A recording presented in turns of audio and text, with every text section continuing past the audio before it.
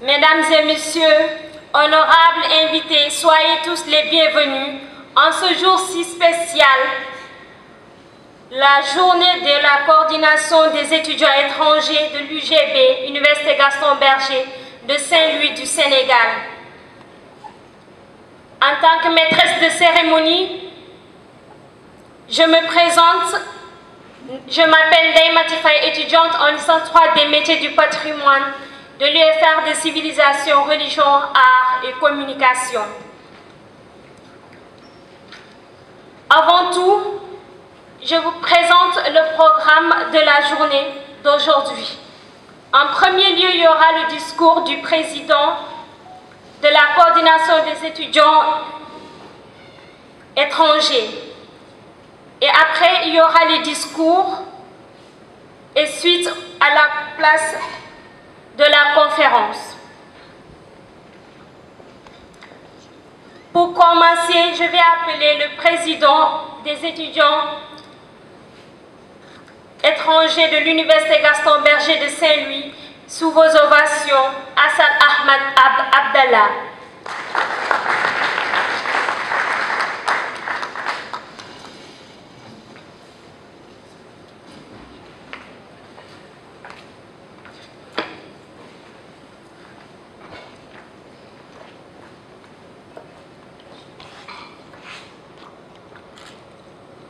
Monsieur le parrain, monsieur le commandant de l'école britannique militaire représenté, messieurs les panélistes, mesdames et messieurs distingués invités, en vos rangs, grades, titres et qualités, tout protocole observé, mes salutations chaleureuses, respectueuses et fraternelles vous sont adressées. Le 25 mai, marque la création de l'Organisation de l'Unité africaine et par extension la Journée mondiale de l'Afrique que nous célébrons aujourd'hui avec décalage, bien entendu. Cette journée marque le symbole de la volonté de nos aînés, à qui nous rendons un vibrant hommage, de faire de l'Afrique un continent libre et indépendant, économiquement, politiquement, militairement, d'une part, et elle nous questionne quotidiennement sur nos capacités à faire de ce continent un continent qui ne dépend pas dans la majeure partie de son avancement des pays extra-régionaux. Pour ainsi entériner la volonté de nos aînés par la réalisation de nombreuses questions nous asseyent toujours. L'Afrique est-elle devenue ce continent de liberté, de paix, de prospérité et de réussite dont les pères fondateurs avaient rêvé? Les Africains sont-ils plus unis, plus solidaires et plus épanouis? L'Afrique a-t-elle conquis la place à la mesure de son potentiel et de ses ambitions légitimes sur la scène internationale? Mesdames et messieurs, l'Afrique est considérée à juste titre comme le berceau de l'humanité, à l'origine d'un grand nombre de peuples, de langues, de religions et de traditions, à l'origine des sciences exactes et de la réflexion scientifique, comme le défend allègrement l'éminent Cheikh Anta Diop, l'Afrique est sans doute le continent le plus riche avec une superficie de 30 millions de kilomètres carrés. Elle a plus d'1,4 milliard de personnes dont les 60% ont moins de 24 ans. Le continent regorge 20% des terres cultivables et un tiers des réserves minérales mondiales, des forêts denses et luxuriantes, des ressources énergétiques incommensurables, une main-d'œuvre abondante. Elle a tout ce qu'il faut pour se hisser et être au rang des compétiteurs. Mais force est de constater que malgré un potentiel économique considérable, un capital humain abondant, jeune et dynamique, la plupart des pays africains peinent à mettre leur population dans les conditions qui assurent le bien-être de cette dernière. Des secteurs fondamentaux tels que celui éducatif, sanitaire, sécuritaire et bien d'autres dépendent en grande partie de ce qui vient de l'extérieur. À titre illustratif, prenons l'exemple du secteur alimentaire qui dépend fortement de l'importation. Mais vous n'êtes pas sans savoir que l'actualité, notamment cette guerre opposant la Russie à l'Ukraine, nous a démontré qu'on peut indéfiniment compter sur l'extérieur, car, voyez-vous, chaque État essaie d'exporter moins pour prévenir le risque d'une crise alimentaire, et pendant ce temps, l'Afrique a les yeux braqués sur l'extérieur et voit le prix de certains aliments augmenter. Ce continent demeure le plus reculé en termes de développement avec notamment un endettement des pays qui reste très élevé et le PIB habitant le plus bas du monde. L'Afrique fait face également à des crises ouvertes déclenchées par le terrorisme et des conflits sociaux dans certains pays, des crises pré- et post-électoraux, et j'en passe. Mesdames et messieurs, au regard de tout ce qui précède, il est important que nous puissions poser des questions, notamment celles relatives à la mise en œuvre des réponses tendant à remédier ces maux qui gangrènent notre continent et ces défis auxquels il faut des solutions concrètes et à vocation d'agir dans le long terme. Il est important de se questionner sur la viabilité des systèmes économiques et politiques importés sur nous et qui trouvent des difficultés à s'adapter avec nos réalités. N'est-il pas important de penser Afrique pour parler comme Felwine Sarr et les autres? N'est-il pas important de réfléchir sur la mise en œuvre des systèmes qui collent avec nos réalités? N'est-il pas important d'adapter les nouvelles technologies de l'information et de la communication au contexte africain? Ce sont autant de questions qui trouvent leur légitimité dans le contexte africain et nécessitent des réponses venant surtout de la jeunesse. C'est pourquoi, pour la 72e commémoration de la Journée de l'Afrique, la coordination des étudiants étrangers de Saint-Louis a retenu les thèmes suivants. La jeunesse africaine face aux enjeux et défis du continent. La jeunesse parce que c'est à elle qui relève le levier de ce continent, qu'elle revient de prendre le relais et de relever les défis de ce continent. C'est à elle que revient nos éminents panélistes et l'infatigable modérateur et la charmante maîtresse de cérémonie. Au nom de tous les étudiants étrangers de l'IGB et à mon nom propre, nous vous en sommes éternellement reconnaissants. Que Dieu vous bénisse, que Dieu bénisse notre cher continent. Mesdames, Mesdemoiselles et Messieurs, chers à distance, je vous remercie pour votre aimable attention. Une minute de silence pour les 11 bébés qui sont décédés à l'hôpital de Tivaouane.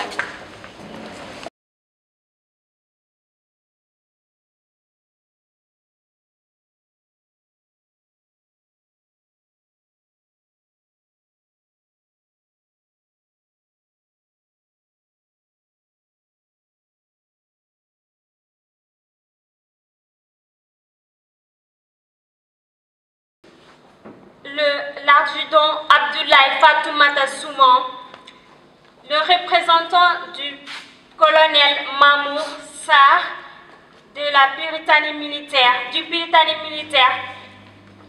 sous vos ovations s'il vous plaît.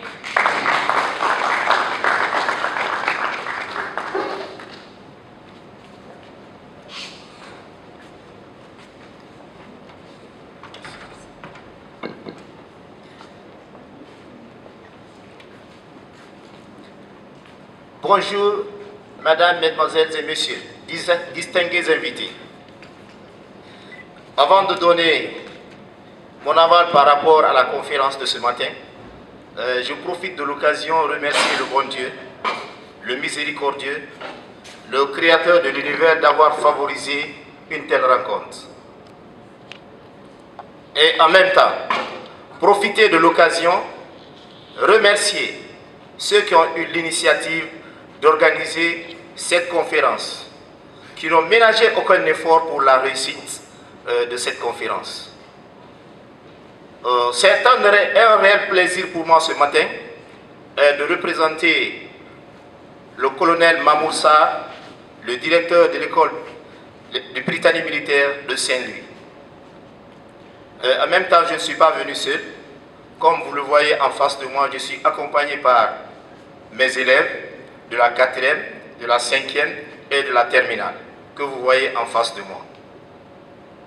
Donc, je profite de l'occasion voir ce thème que nous allons débattre ensemble ce matin, qui est la jeunesse africaine face aux enjeux et défis du continent.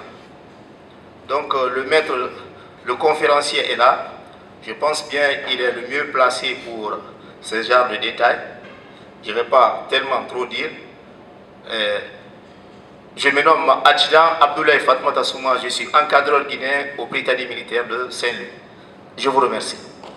Aussi spécial, la journée de la coordination des étudiants étrangers de l'UGB, Université Gaston Berger de Saint-Louis du Sénégal. Permettez-moi déjà de vous souhaiter à nouveau une chaleureuse bienvenue à cette deuxième édition de la célébration de la Journée de l'Afrique à l'UGB par la communauté des étudiants étrangers de Saint-Louis. Pour vous présenter brièvement la communauté, elle a été créée en 2014, il y a 8 ans aujourd'hui, et nous sommes une organisation à but non lucratif qui s'investit dans les domaines académiques et culturels au service des étudiants étrangers de l'université Gaston Berger.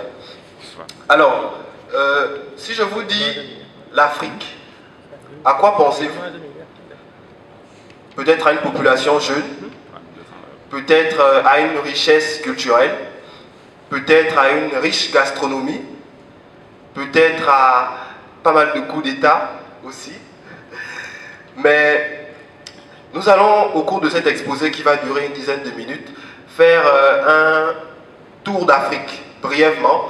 Nous allons vous transporter de l'Afrique du Nord à l'Afrique australe, en passant par l'Afrique centrale, l'Afrique de l'Ouest et l'Afrique de l'Est, afin de vous présenter les pays membres de la coordination des étudiants étrangers de Saint-Louis et brièvement de vous parler un peu d'eux parce qu'ils existent aussi, ils sont là. Je commence en vous parlant du Maroc. Le Maroc est un très grand pays. Vous savez, les pays du Maghreb ont une très grande histoire. Et le Maroc ne fait pas exception. Ils ont acquis leur indépendance très tôt par rapport au reste de l'Afrique francophone. Ils ont acquis la leur le 2 mars 1956. Et la superficie du Maroc est plutôt intéressante et j'aimerais en parler parce que vous allez noter qu'ils disposent de 446 550 km² hors Sahara occidental et de 710 850 km² Sahara occidental inclus. Juste une petite note d'histoire et de géopolitique. Le Sahara occidental, c'est cette région d'Afrique du Nord qui est disputée entre le Maroc et des indépendantistes soutenus par l'Espagne. Si vous allez au Maroc, n'hésitez pas de goûter le tagine d'agneau aux olives. C'est un plat composé de couscous et qu'on accompagne d'une sauce selon votre goût. Ça peut être de la viande, ça peut être du poulet, ça peut être de l'agneau. Plusieurs personnalités sont connues au Maroc. C'est le cas notamment du footballeur Achraf Hakimi qui a su nous faire vibrer lors de la dernière CAN d'ailleurs avec ses somptueux buts sur coup de pied arrêté. Mais aussi l'acteur, humoriste et producteur Jamel Debbouze. Jamel Debbouze c'est un grand acteur, c'est un grand producteur, c'est un grand humoriste. D'ailleurs, on le voit souvent au Marrakech du Rire ou à d'autres occasions. Les Marocains sont regroupés au sein de la communauté des étudiants marocains de Saint-Louis, présidée par une femme, c'est Madame Samia Daman. Elle est présente, s'il vous plaît, veuillez l'ovation. Merci, vous êtes un public adorable. Allons à présent en Mauritanie, capitale Nouakchott. C'est le pays voisin. C'est le pays voisin. Ils sont pas loin, ils sont juste là-haut. Ils ont acquis leur indépendance en 1960. C'est un pays composé de 4,6 millions habitants. Et ils ont pas mal de richesses culturelles aussi. D'ailleurs, un de leurs plats emblématiques, c'est le couscous de dromadaire. Je n'ai pas encore goûté, mais ça a l'air très bon. Si vous parlez de la Mauritanie, vous pensez sans doute Mauritanien à Saint-Louis, présidé par M. Mohamed El Mustafa Khan. Il est présent, vous pouvez l'ovationner aussi. Alors, le Niger est un pays d'Afrique de l'Ouest aussi, dont la capitale est Niamey. C'est un pays très basique, c'est le wedge de patates douces aux graines. C'est un plat que je n'ai pas encore eu l'occasion de goûter, malheureusement. Ag Oumbadou, c'est un artiste et guitariste. Mais la personnalité que moi je connais et que j'aime beaucoup, c'est M. Mohamed Mustafa, alias Mama. Voilà, c'est un humoriste, c'est un auteur, c'est un producteur, c'est le Parlement du rire. C'est quelqu'un que j'aime beaucoup. Les Nigériens sont regroupés ici à Saint-Louis au sein de l'association des étudiants nigériens, présidée par M. Abdou Salamou Souleymane. Le Tchad. Le Tchad. Vous savez, je vais vous faire une confidence. Le Tchad, c'est un des pays c'est une des communautés étudiantes les plus nombreuses ici. Leur capitale, c'est N'Djamena. Et lorsqu'on parle du Tchad, on ne saurait manquer de parler du kissar. Le kissar est un plat fait à base de crêpes et de lait fermenté. Voilà, la richesse gastronomique africaine est décidément plus approuvée. Si vous parlez du Tchad, vous n'hésiterez pas à parler de Mounira Michala, qui est une chanteuse, et de Célestin Maoudoui, chanteur, auteur et compositeur. L'amicale des étudiants et élèves tchadiens regroupe les étudiants du Tchad de l'UGB et est présidée par M. Garba Chaibou. Monsieur Garba Chaibou. Alors, passons à présent au dernier pays étranger de notre liste, c'est le Togo. Le Togo a pour capitale Lomé et c'est un pays d'à peine 56 785 km², mais qui lui aussi a su s'imposer par le dynamisme et la vigueur de sa population, comme d'ailleurs c'est le cas pour tous les pays d'Afrique. Au Togo, le monument de l'indépendance rappelle à chaque citoyen combien les valeurs d'indépendance et de liberté sont chères à la patrie. Un de leurs plats emblématiques, c'est le foufou à la sauce cococha. Le champion olympique Benjamin Boukpeti a représenté valablement son pays à l'international. Il exerce dans la discipline du canoë-kayak.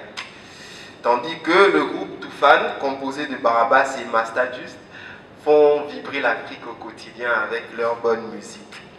Les Togolais sont regroupés ici au sein du Cercle des étudiants et chercheurs togolais, le SECTAS, présidé par M. Komlan Théodore Maoulikli Amoussou.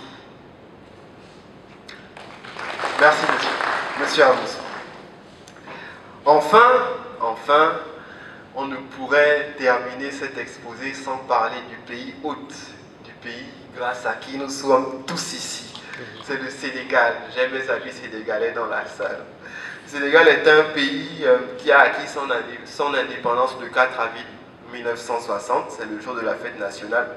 Et c'est un pays de 16 millions d'habitants qui est mondialement reconnu d'ailleurs pour son attachement aux valeurs démocratiques. On parle souvent du Sénégal comme étant le bon exemple en Afrique en matière de démocratie.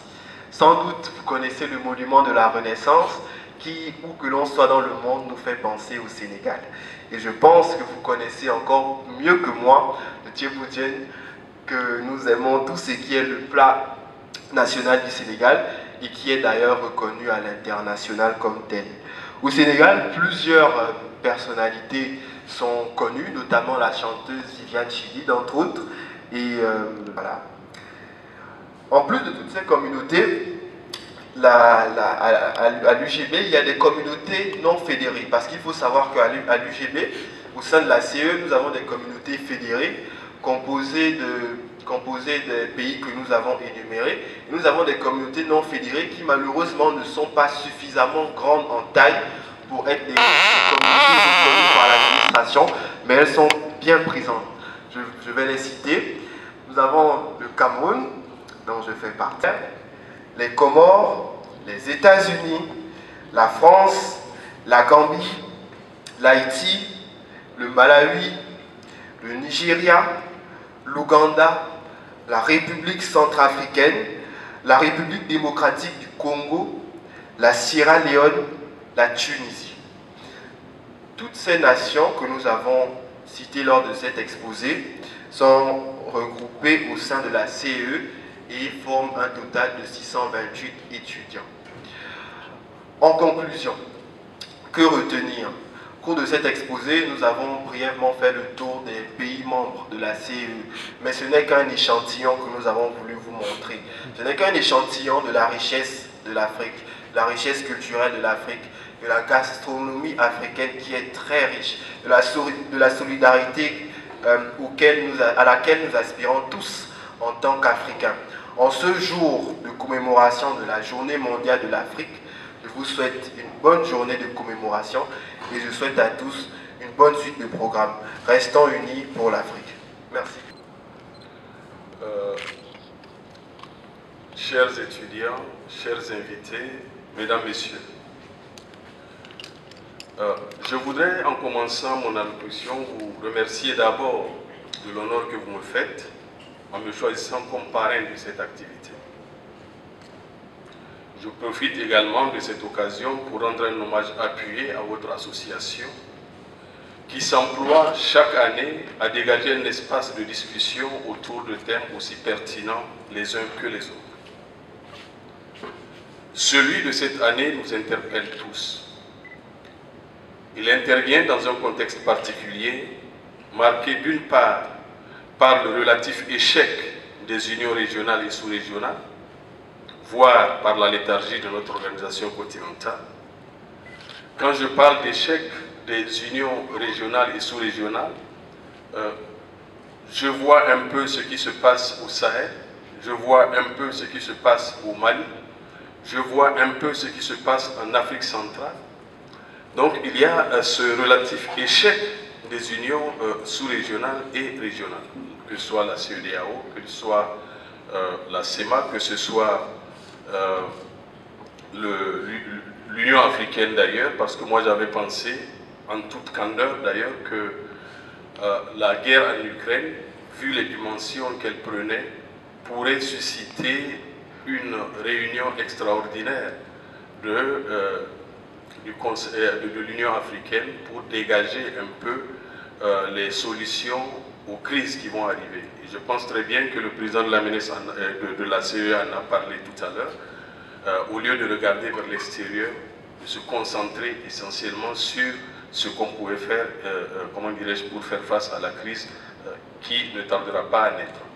Donc je disais que d'une part par le relatif échec des unions régionales et sous-régionales, voire de notre organisation continentale, d'autre part par l'éveil de la jeunesse pour marquer une nouvelle dynamique à la construction de nos États et pousser vers l'État continental dont rêvaient les pères fondateurs. C'est vrai, si l'on dit que l'Afrique est riche par sa diversité, elle est également riche par sa jeunesse. C'est essentiellement l'avenir du continent. C'est un dividende, lorsqu'il est bien exploité, pourrait permettre à ce continent de se hisser au-delà de ce qu'on voudrait qu'il soit, de ce que les autres voudraient qu'il soit. Je me réjouis donc que cette dynamique ait rencontré l'énergie et la foi d'une génération d'étudiants tournés vers les débats d'envergure, notamment des débats qui font avancer le continent. C'est un sacerdoce qui demande à la fois de la patience et de l'engagement. De la patience parce que l'intervenant précédent vient de nous expliquer qu'il y a plus de 600 étudiants qui sont concernés par la coordination des étudiants étrangers de Saint-Louis. Quand on regarde dans la salle, effectivement, on ne se rend pas compte qu'il y a toute cette communauté derrière, comment dirais-je, l'organisation. Mais à cet égard, quand je parle de patience et d'engagement, je voudrais vous rappeler la métaphore de la loi des brodequins, bien connue, semble-t-il, de tous les magasiniers militaires. Le soldat nouvellement habillé et que l'on pourvoit de solides brodequins a toujours mal aux pieds. Si au bout de 3 jours, il n'est pas à l'hôpital, il s'y habitue et finit au bout de 6 mois par les considérer comme de vraies et amicales pantoufles. C'est vous dire que tout début est difficile, mais que très souvent, le temps consolide et fortifie les bonnes entreprises. Et l'espace de discussion, l'espace d'échange créé aujourd'hui par la coordination des étudiants étrangers de Saint-Louis pourrait constituer un point de départ des débats constructifs autour de la construction du continent. Soyez certains qu'en toutes circonstances où le devoir et les nécessités de l'heure l'exigeraient, vous pourrez compter sur l'appui de l'ensemble de la communauté universitaire. Pour nos honorables invités, j'ai commencé par des remerciements. Je voudrais terminer par des félicitations. Et mes félicitations vont au comité d'organisation de cette journée, aux collègues qui ont accepté de poser et d'enrichir le débat. Et je souhaite longue vie à votre association. Art et communication de l'université Gaston Berger de Saint-Louis. Il est aussi formateur de soft skills certifiés. Sous vos applaudissements, veuillez accueillir notre modérateur, M. Mohamed Maïla. Merci beaucoup. Merci Ndemati, merci aux différents intervenants, Monsieur le parrain, Monsieur le représentant du commandant du Britannique militaire. Merci, chers invités, d'être venus ce matin pour célébrer ensemble la journée de l'Afrique. C'est avec un réel plaisir que je vous servirai de modérateur pendant ce panel qui va traiter les 3 axes. À titre de rappel, la thématique principale est la suivante: la jeunesse africaine face aux enjeux et défis du continent. Donc, avant de rentrer dans le vif du sujet, nous allons d'abord contextualiser un peu la thématique, suivi des différents axes qui ont été choisis. Après, s'en suivra de la présentation des différents panélistes. Après la présentation des panélistes, nous allons commencer notre panel. Chaque panéliste aura 15 minutes minimum, 20 maximum pour pouvoir faire sa communication. S'en suivra des questions-réponses et recommandations qui feront office de débat entre vous, les panélistes, et bien évidemment tout le public de manière générale. Ensuite, nous allons donner à la fin 1 minute de conclusion à chacun des panélistes pour donner son mot de fin pour clôturer. Donc voilà de manière brève ce qu'il faut retenir.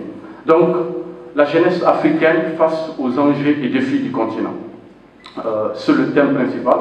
De ce thème principal, nous avons tiré 3 axes, voire sous-axes, qui feront objet de discussions, de communication, voire des débats, pour que le niveau du débat soit élevé par rapport à des préoccupations majeures qui se trouvent en Afrique. Le premier axe est intitulé « Jeunesse, entrepreneuriat et développement économique ». Quel modèle économique et entrepreneurial pour la jeunesse africaine? Axe 2, jeunesse et éthique, c'est-à-dire nouvelles technologies de l'information et de la communication. Quel développement numérique pour le continent? L'axe 3, jeunesse, développement et culture de la paix en Afrique, l'exemple du Rwanda. Voilà les axes qui nous réunissent aujourd'hui. Notre objectif sera de parler de l'Afrique, de sa jeunesse, de ses enjeux, de ses défis, d'un point de vue économique, entrepreneurial, numérique et culturel. Donc, voilà ce qu'il faut retenir de manière très brève. Mesdames et messieurs, chers professeurs, chers panélistes, chers invités, chers collègues étudiants, qu'est-ce que l'Afrique n'a pas subi? De l'esclavagisme et le colonialisme ne sont que les faces cachées d'un iceberg qui est énorme. Qu'est-ce que le peuple africain n'a pas entendu? De la négrophobie en passant par un afro-pessimisme exagéré, d'aucuns pensaient même que l'Afrique serait ahistorique, c'est-à-dire sans histoire. Je pense à George Wilhelm Friedrich Hegel, 1831. D'autres pensent que l'Afrique noire serait mal bâtie, René Dumont, 1963. Certains pensent que l'Afrique refuse le développement, Axel Kabou, 1991. D'aucuns pensent que l'homme africain ne serait pas assez ancré dans l'histoire. Le président Nicolas Sarkozy, dans son discours de Dakar en 2007, a dit CAD 2. D'autres pensent que l'Afrique serait même humiliée. L'ancien ministre de la Culture, altermondialiste Aminata Dramane Traoré, dans son célèbre ouvrage. Et enfin, il y a ceux qui pensent que le défi de l'Afrique est civilisationnel. Emmanuel Macron, le sommet du G20 à Hambourg en 2017. Chers invités, la question qui se pose à présent n'est plus de savoir pourquoi l'Afrique et sa jeunesse se trouvent dans ces conditions. Que s'est-il réellement passé? Et qu'est-ce qui se passe sur le plan du développement, de l'économie, du numérique et de la culture de la paix? Pour répondre à toutes ces questions, nous avons invité des panélistes de haut niveau pour vous. Le premier, M. Abdelaziz Ndiaye. Abdelaziz Ndiaye est un économiste africain du Sénégal qui a fait toutes ses humanités à l'Université Gaston Berger de Saint-Louis, où il obtient le titre de docteur en sciences économiques en 2009, avec la mention très honorable, suivie des félicitations des membres du jury à l'unanimité. En 2013, il réussit au concours d'agrégation du CAMES en tant que l'un des majors de la promotion. Il est titulaire de plusieurs enseignements en économie, dirige des thèses de doctorat, participe au jury de soutenance et enfin est auteur de plusieurs articles scientifiques publiés dans des revues prestigieuses classées par le CNRS, telles que la revue d'économie politique, les recherches économiques de Louvain, économique ou bulletin, etc. Actuellement, M. Ndiaye est enseignant-chercheur et directeur de l'IFR des sciences économiques et de gestion de l'Université Gaston Berger de Saint-Louis. M. Ndiaye, soyez le bienvenu et merci d'avoir accepté notre invitation. Mais j'aimerais dire dès l'entente de mon propos que j'aimerais à la fin de ma présentation que nous puissions changer de paradigme. Parce que en utilisant le thème, le modérateur l'a dit, on a été souvent victime sur beaucoup de points. Et cela a créé un sentiment pessimiste à notre endroit. Moi, je fais partie des Africains qui pensent que nous devons changer de paradigme. Nous devons être optimistes. Nous devons être fiers de notre histoire. Nous devons être fiers des passages sombres, des passages glorieux et des passages moins glorieux, mais avancer. Il faut avancer maintenant. Et c'est ça, à ça que je vous invite tout à l'heure par rapport à ma présentation. Donc, on m'a demandé de vous parler de la jeunesse, de l'entrepreneuriat et du développement économique. Quel modèle économique pour la jeunesse africaine? Pour ma présentation, j'aimerais revenir sur 3 points. Le premier point, j'aimerais revenir sur jeunesse africaine et chômage, parce que tout part de là. Toutes les problématiques que nous avons aujourd'hui.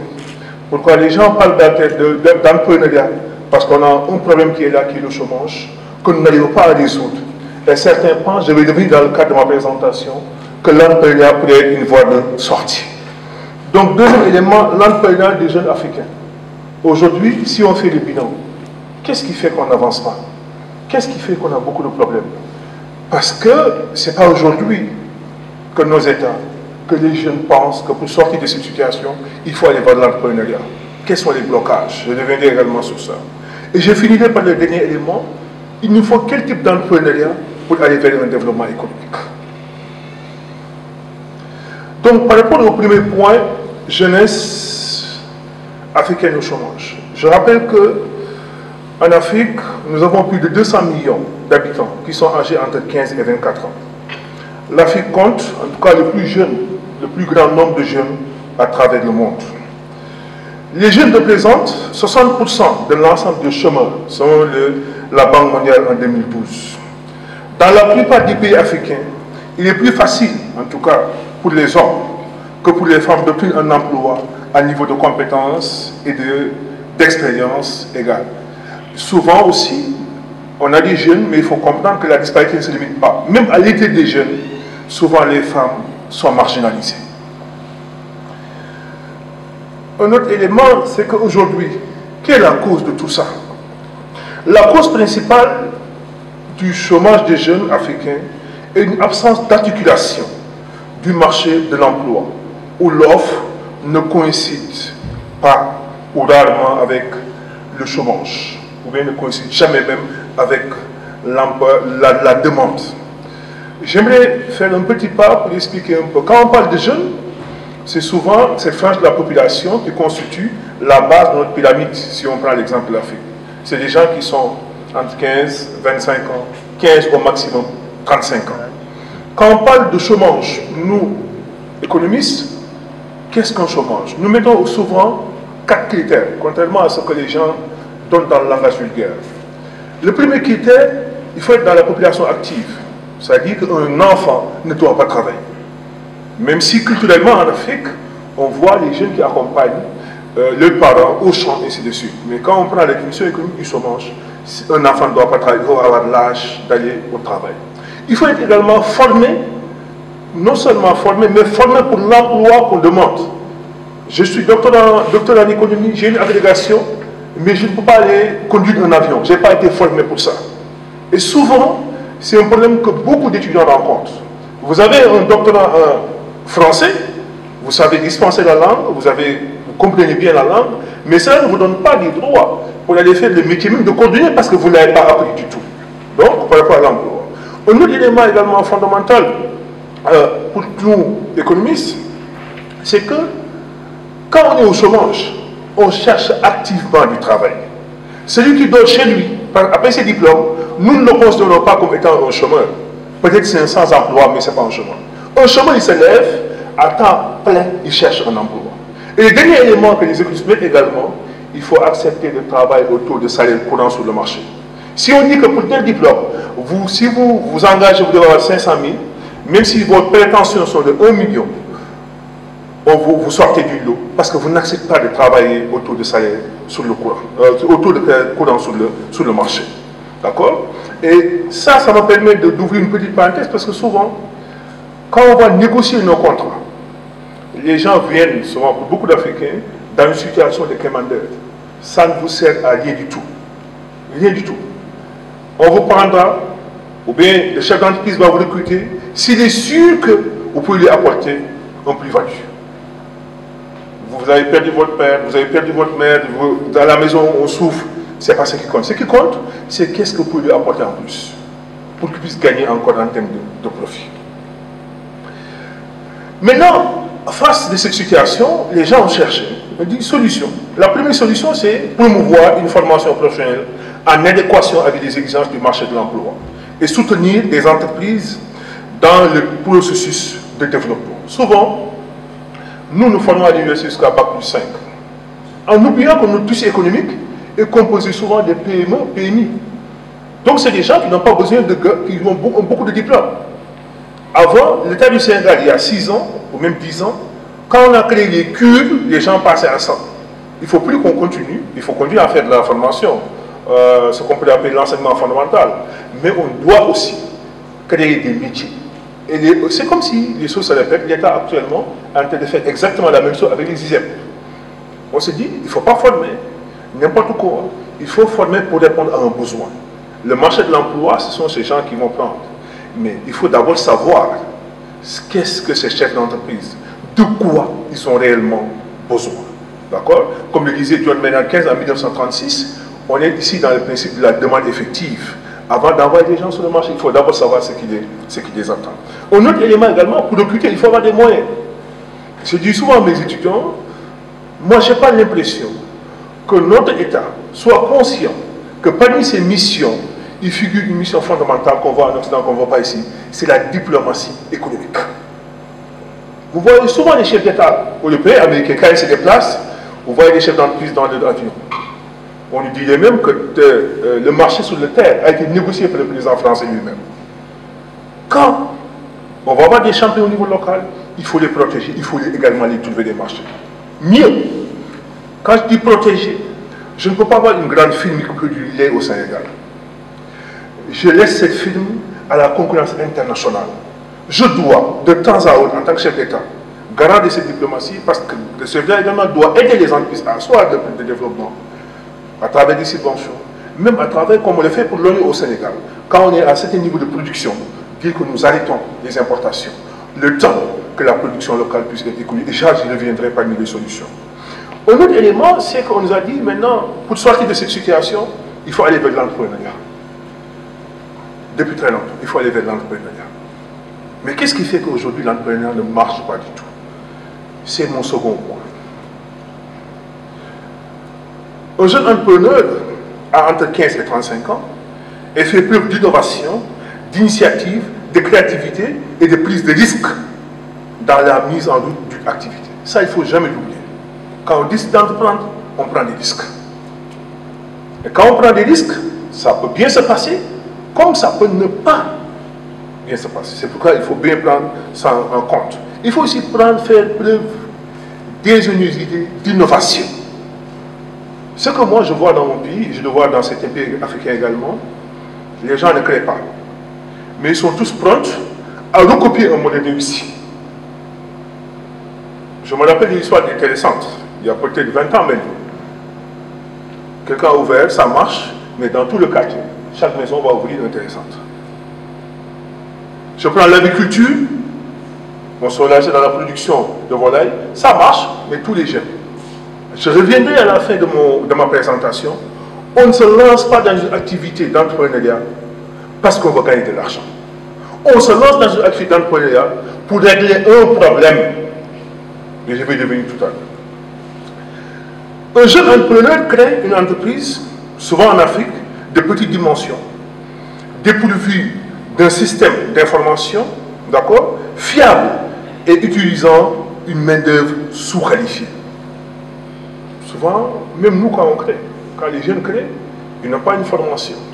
Et je rappelle également que l'entrepreneuriat, ce n'est pas des choses qu'on apprend. On nous donne des informations pour compléter. C'est comme le leadership. On est avec. Tous les gens qui réussissent dans ce monde, dans le cadre d'entrepreneuriat, c'est des gens qui ont ça dans le cœur, qui ont ça dans le cerveau dès la naissance. Et ça, j'aimerais bien qu'on le comprenne. On ne s'improvise pas entrepreneur. Et un jeune entrepreneur développe des activités souvent en Afrique également informelles, à faible valeur ajoutée, donc ça n'apporte pas grand-chose, financées par ses propres moyens pour la plupart du temps, ou par l'argent pour le venant de sa famille, ou de ses amis. L'environnement du jeune entrepreneur est caractérisé par une faible influence, voire l'absence de structures publiques et ou privées de soutien à l'entrepreneur. Maintenant, face à cette situation, où les jeunes souvent sont dans le secteur informel, les gens ne créent pas parce qu'ils ont la fibre, mais créent souvent dans une forme de tâtonnement. Ce qui fait qu'on n'amène pas beaucoup de choses. Vous serez d'accord avec moi qu'une telle dynamique ne peut pas nous engager vers un développement économique. Je rappelle que le développement économique, complément au développement tout court, parce que le développement tout court a une dimension qualitative pour la plupart du temps. C'est l'amélioration des conditions de vie, c'est l'amélioration de notre existence, comme il est défini avec l'indice de développement humain. Mais quand on parle de développement économique, on pense souvent à l'amélioration de ses ressources, de ses moyens, et souvent c'est à travers la croissance économique qu'on arrive à mesurer ce système de développement économique. La théorie de l'entrepreneur selon Kirchner, 1973-2005, n'est pas faite pour expliquer l'output de la production. Elle est plutôt à expliquer l'amélioration du bien-être économique ou la création de nouveaux biens et services, l'amélioration de la qualité des biens existants, l'augmentation de leur variété et la possibilité de les produire moins cher. Quand on va dans un système d'entrepreneuriat, on doit se poser ce type de questions. Je ne viens pas pour faire ce que les gens ont déjà fait. Je viens pour créer des éléments nouveaux. Je viens pour créer d'autres types de variétés. Je viens également pour permettre à ces gens-là de pouvoir acheter le produit moins cher.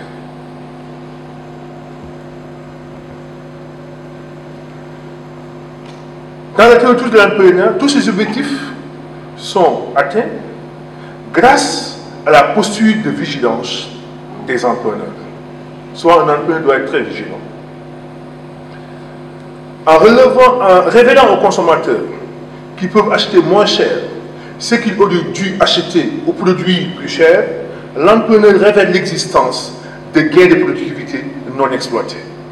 Ce que je suis en train de dire, quand on va entreprendre, on doit montrer aux consommateurs, on doit montrer à ses futurs clients qu'on va s'engager dans un jeu win-win, pour ne pas dire gagnant-gagnant.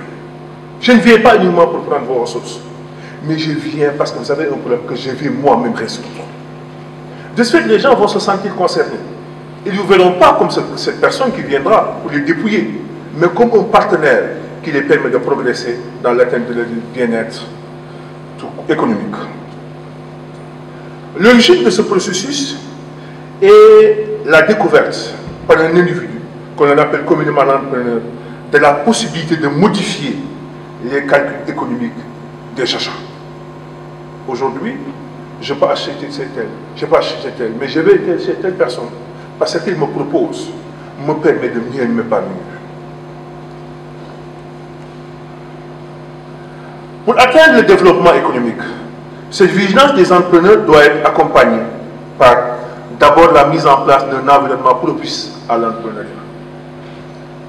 Il nous faut un environnement. Un environnement, c'est la formation. Un environnement, c'est créer, si un jeune veut créer une entreprise, qu'il puisse le faire dans les délais. Un environnement, c'est lutter contre la corruption. Parce que souvent, ce qui nous amène avec des idées qui arrivent chez nous, c'est des gens à coups de milliards. Ils ouvrent des portes comme... Et aujourd'hui même, sur le plan conceptuel, des études ont déjà montré que quand ils arrivent chez nous, dans leur fonction de production, on intègre, la corruption est un élément qu'on intègre pour pouvoir s'en sortir.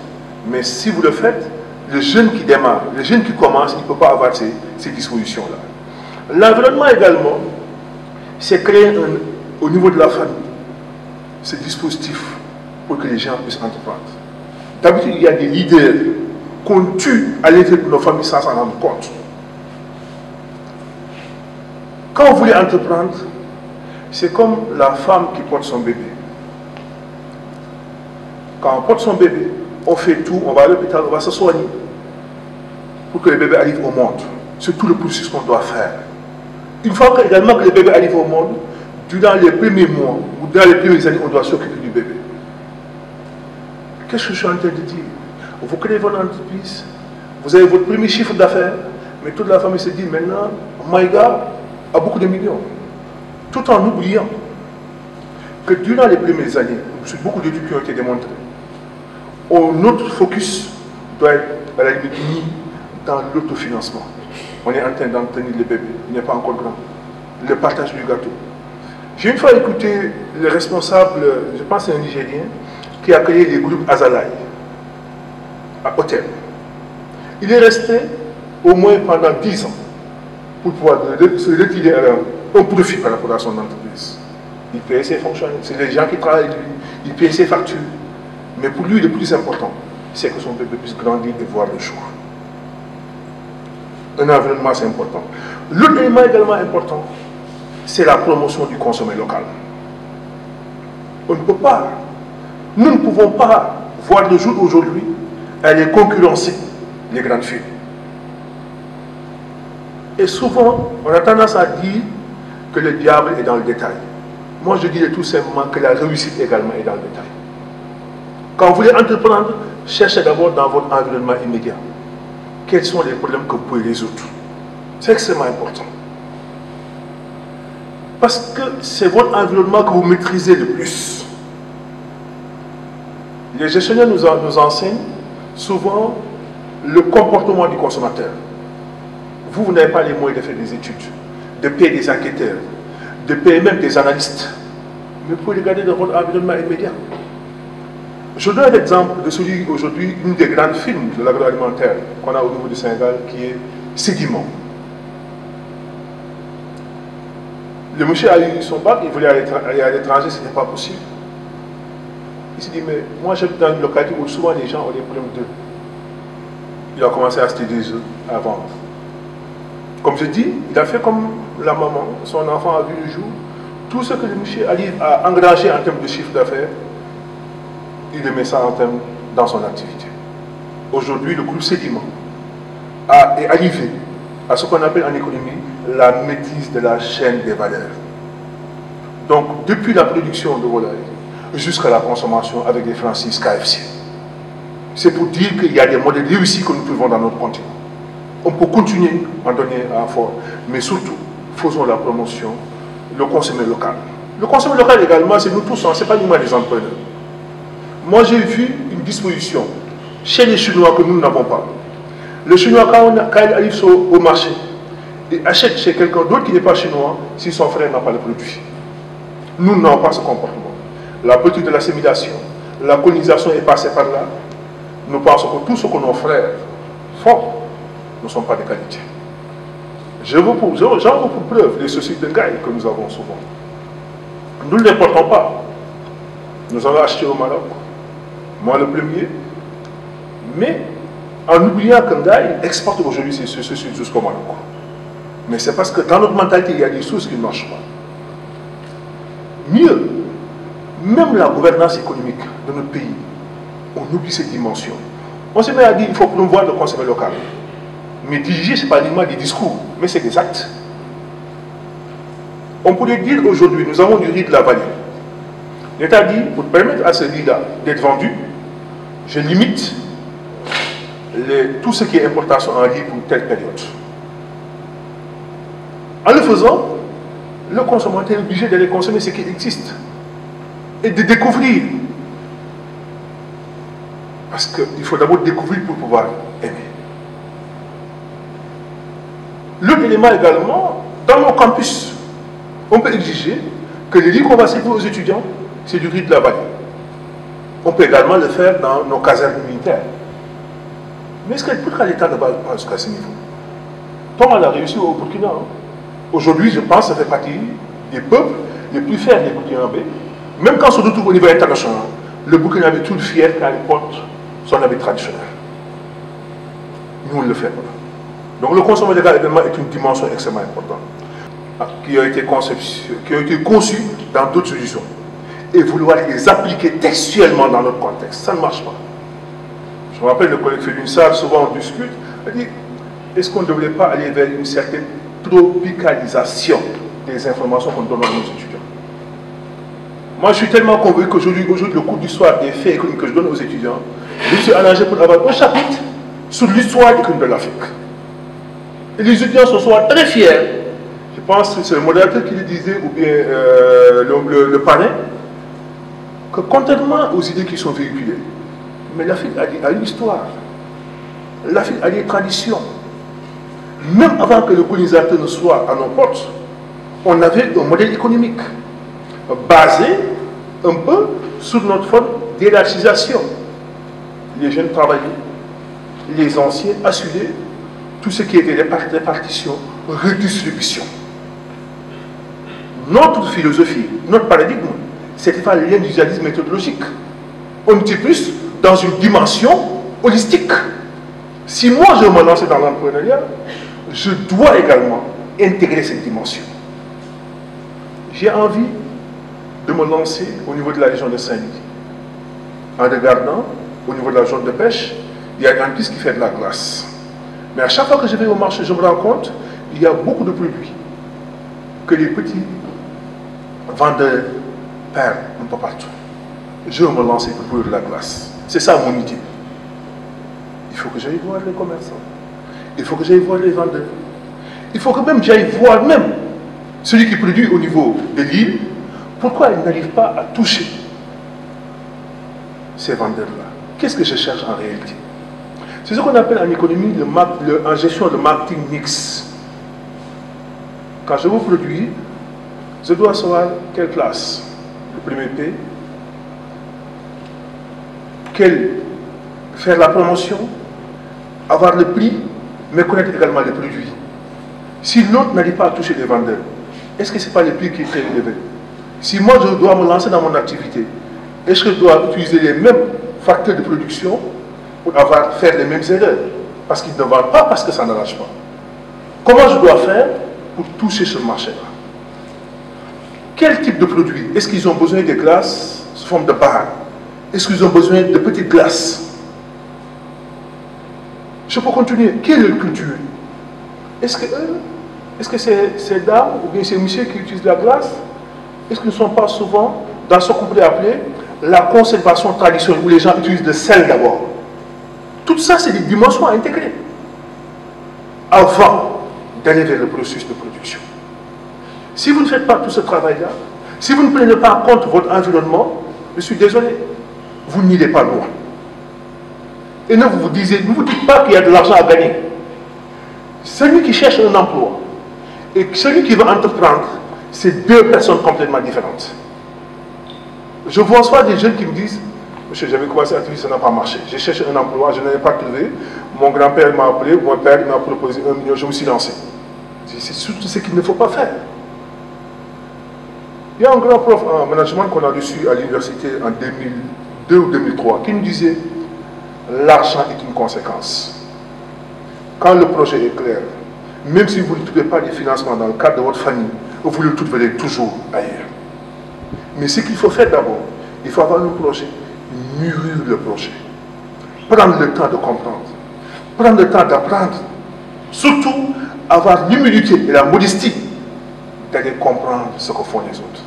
Si nous voulons un entrepreneur qui donne des valeurs ajoutées, si nous voulons un entrepreneur qui permet d'augmenter notre produit intérieur brut, si nous voulons un entrepreneur qui permet de nous amener vers un développement économique, il faut que ces dimensions, notamment les deux dernières que j'ai citées, la promotion du consommateur local, mais également l'intégration de ce qu'on peut appeler les réalités locales, puissent être prises en charge pour qu'on puisse aller de l'avant. Je vous remercie. Monsieur Fernand Nino Mendy, il est un communicant et marketeur africain du Sénégal, titulaire d'un diplôme général en sciences politiques, d'une maîtrise en littérature française du XXe siècle et d'un master 2 en communication des entreprises et des organisations. Il a occupé plusieurs fonctions, ici et ailleurs, parmi lesquelles coordinateur de la communication du CAMETIC, directeur de la communication et du marketing de l'IGB, conseiller en communication directeur de l'Université Gaston Berger de Saint-Louis, etc. Auteur de plusieurs communications scientifiques et membre de plusieurs organisations, il a enseigné, encadré des mémoires dans des universités sénégalaises. Actuellement, il est chercheur junior en sciences de la communication, fondateur et directeur de l'Observatoire des usages du numérique du Sénégal et prépare une thèse de doctorat sur la citoyenneté numérique au Sénégal en co-tutelle entre l'Université Paris 13, l'Université de la Sorbonne et l'Université Gaston Berger. Monsieur Mendy, soyez les bienvenus et merci d'avoir accepté notre invitation. Bonjour, professeur Zaki. Bonjour, mon colonel, parce qu'il représente le colonel. Bonjour, mon colonel. Bonjour, professeur Longo. C'est un plaisir et un honneur ce matin d'être parmi vous pour évoquer la question de la jeunesse et des PIC et quel développement numérique pour le continent. Alors, je suis un adepte du sens, de la signification de ce que l'on fait en tant qu'homme. Moi, c'est vrai qu'aujourd'hui, à cause de mes recherches, certains pensent que j'ai un passé purement scientifique, je parle des sciences dures, ce n'est pas le cas. Je suis à la base un littéraire qui aujourd'hui se retrouve dans les sciences de la communication et je travaille particulièrement sur ce qu'on appelle les civic tech, les technologies civiques. Donc nous sommes dans le domaine de l'usage, des usages.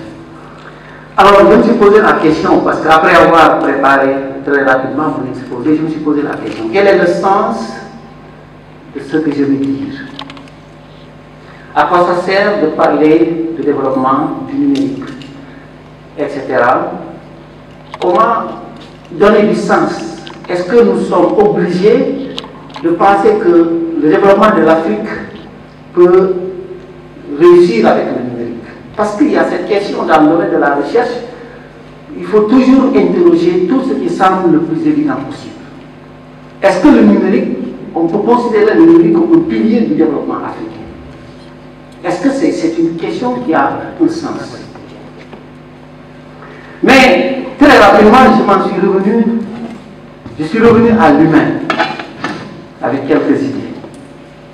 L'objectif du développement, même si je ne vais pas tenter de le développer, de l'expliquer autant pour moi, c'est surtout de nous amener à un état où nous sommes en bonne santé, où nous sommes moralement bien, où nous parvenons à mener une vie de qualité et surtout à arriver à un état où nous pensons avoir réussi à ce qu'on appelle la réalisation de soi. Pour moi, le développement finish, c'est l'ensemble de ces trois domaines-là, à la limite, le développement intégral. Donc, le développement abrège la souffrance, ou peut abréger, pour donner du sens à mon intervention, peut abréger la souffrance de nos familles.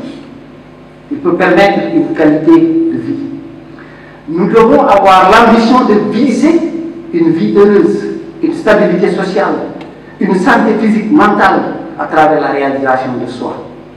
Nous devons viser une vie de liberté, avoir la possibilité de décider nous-mêmes de ce que nous voulons et de ce que nous souhaitons être. Nous devons avoir l'ambition de viser, de vivre une vie honorable, une vie digne, une vie où nos données, je vais en parler tout à l'heure, nous appartiennent et que nous pouvons en faire ce que nous voulons. Et dans cette première partie de réflexion, je me dis, c'est là la responsabilité de la jeunesse. C'est là notre responsabilité. Sommes-nous dans une dynamique où nous nous engageons à dire, je dois à ma famille une vie stable. Je dois à mon pays une vie stable. Je dois à mon peuple une vie de dignité. Je dois moi-même mener une vie digne. Je dois moi-même mener une vie honorable. Et le numérique donc va être non pas la clé, mais l'une des clés. Et j'aime bien relativiser. Parce que je pense que le plus intéressant dans le domaine de la recherche, c'est de savoir relativiser. De savoir que la vérité que nous avons découverte peut ne pas être une vérité incontestable. Si nous sommes dans le domaine de la science, à un moment, elle ne peut être que relative, en attendant de voir autre chose. Donc, je vais faire un développement très rapide. La première question, tout naturellement, c'est quelle est la situation des TIC en Afrique?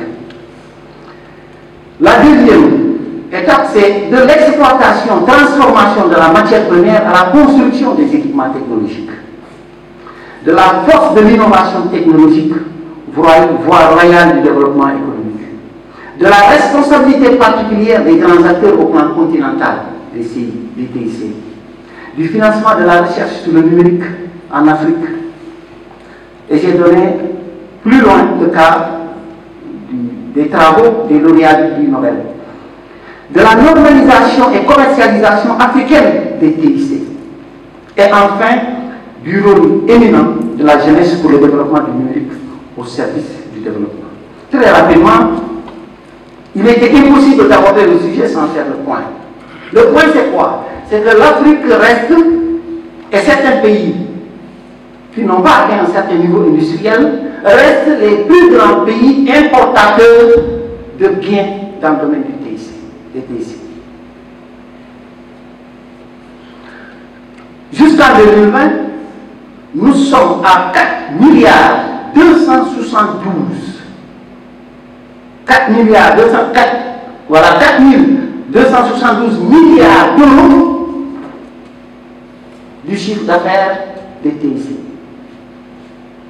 Et ce que l'Afrique importe en TIC, les micros que nous utilisons, l'ordinateur que nous utilisons, qu'est-ce que dans cette salle nous avons fait au Sénégal? Peut-être les chaises sur lesquelles nous sommes assis.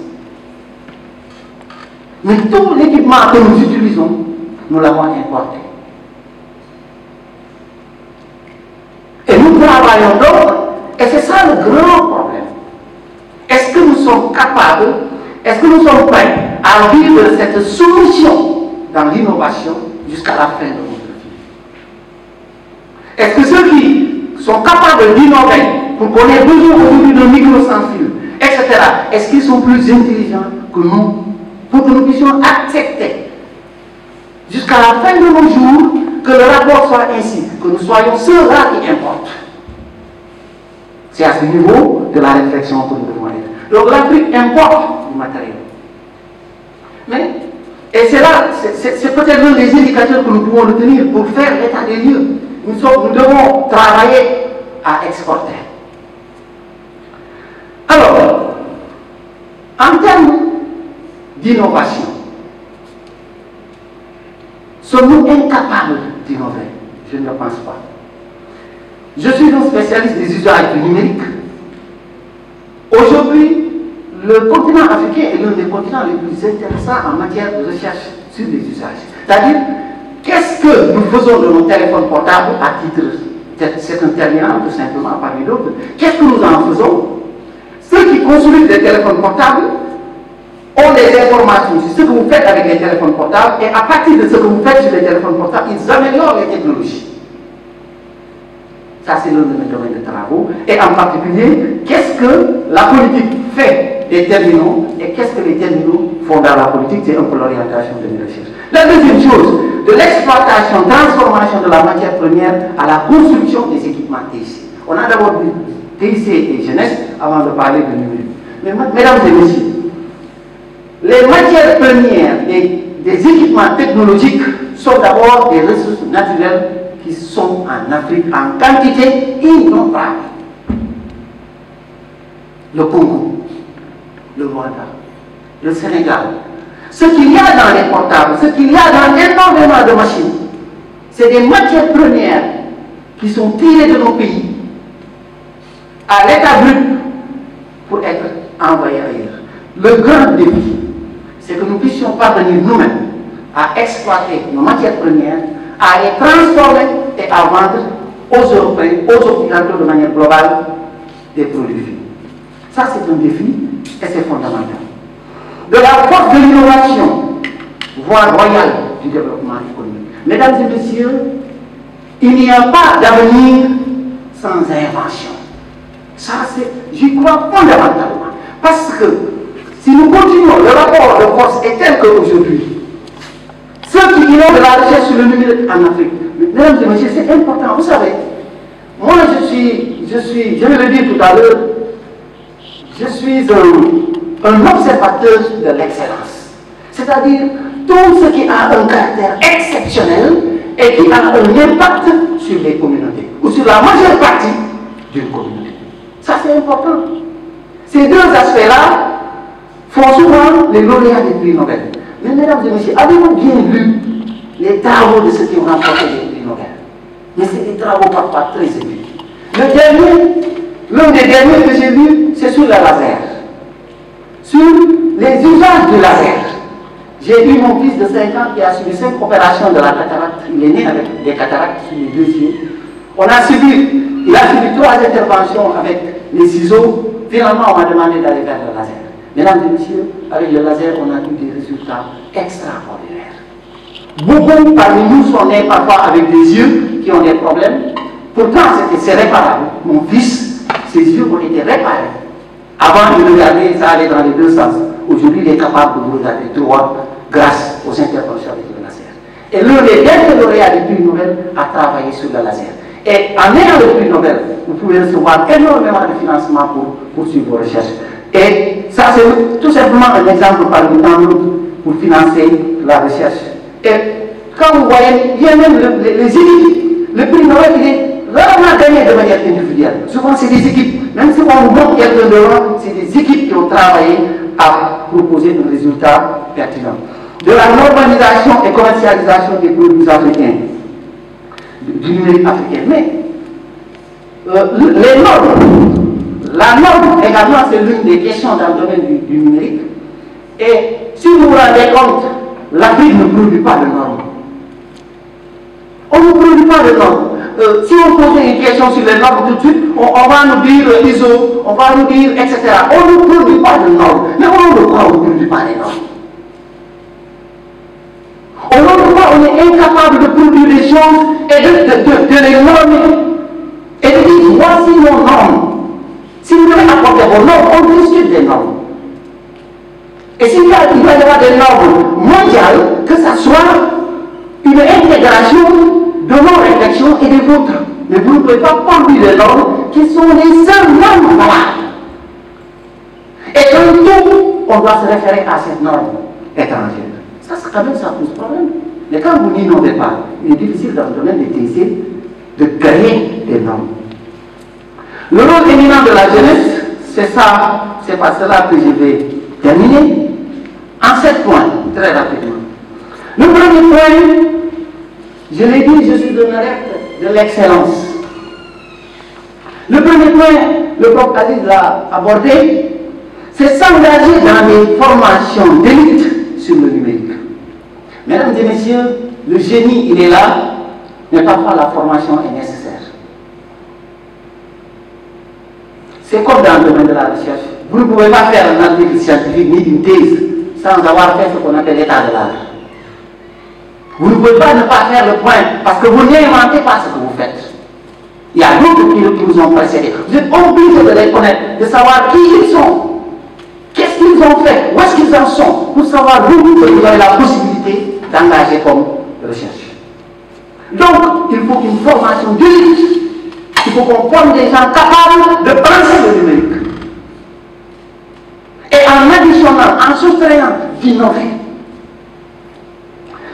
Les jeunes doivent avoir une conscience d'innovation technologique à partir des besoins de leur famille, à partir des besoins de leur quartier, à partir des besoins de leur université, à partir des besoins, etc. etc.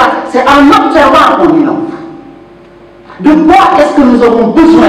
Qu'est-ce qui peut abréger la souffrance de mes parents sur telle chose? C'est une conscience d'innovation.